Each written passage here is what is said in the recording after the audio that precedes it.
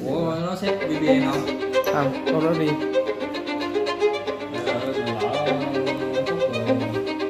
6 giờ đến 15 thì 6 giờ đến 15 là tắt. Anh Huyên ghi sách bữa anh tính 5:30 mà anh Huyên ghi thêm 15 phút nữa đi,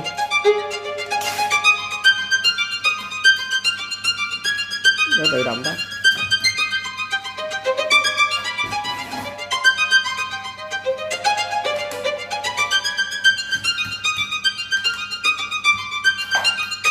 RAM thì nó lên dữ người ta, RAM với SSD nó làm cái thị trường cái gì nó lên kinh khủng vậy. Anh em đi mua